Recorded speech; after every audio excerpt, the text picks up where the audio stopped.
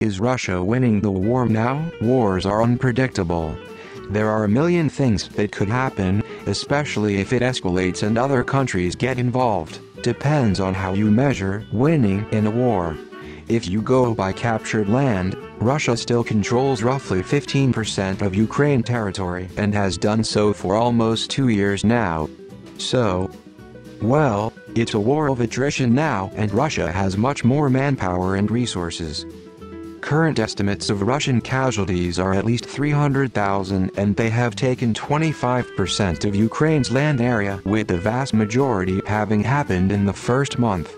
Assuming that rate continues, Russia will lose over 1 million men, almost 1% of its population, to take the rest of Ukraine. A more conservative estimate using rates from the past year and a half, which has been much slower, Russia lost 250,000 men to take 5% of Ukraine's territory. If that rate continues, they will have to lose 5 million men, 1/30 of Russia's population, to take Ukraine. This is not accounting for the fact that none of Ukraine's largest cities are in Russian hands, except for those that were already controlled by Russia in 2014. If Russia were to besiege Kharkiv, a city 20 times the size of pre-war Bakhmut, then assuming similar casualty rates to Bakhmut, Russia would lose 2 million men to take the city. To take Kiev, they would lose 4 million. Ukraine is certainly not winning anytime soon, but neither is Russia. The amount of resources Russia would have to use to conquer all of Ukraine is not something Russia can spend. If Russia does win, it will take decades, and Russia will be left a hollowed-out husk. That's not to say Russia won't do it, just that Ukraine is not really on the path to losing anytime soon. Nobody is winning this war. It is a disaster of epic proportions for Russia, Ukraine, and mankind. No serious military expert has ever thought Ukraine was going to win. Russia has never been losing, as they have not been ejected from Ukraine. They're willing to outlast Ukraine because they have more blood available to be shed. Yeah, at the current rate of land conquering, Russia will probably take Kyiv in a decade. Hooray for them, I guess. I swear the MCU has destroyed everyone's attention span with real-world events. It is a war. It depends. If EU and US support for Ukraine holds, Russia may have to sue for peace on unfavorable terms. If support for Ukraine stops, Russia might wrench out a favorable situation for itself.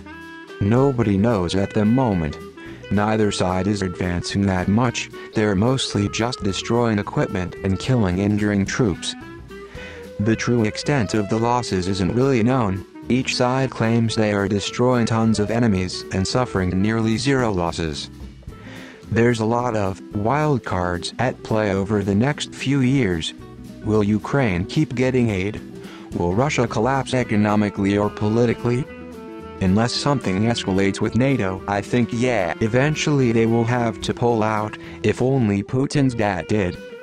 Russia takes land at extreme cost, eventually they may take half of Ukraine or so, but Russia has aspirations to take all former Soviet territory, which is basically impossible.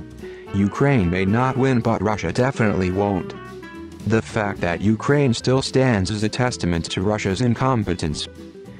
The fact that a country so much smaller than Russia can stand their ground says a lot about Russia's military.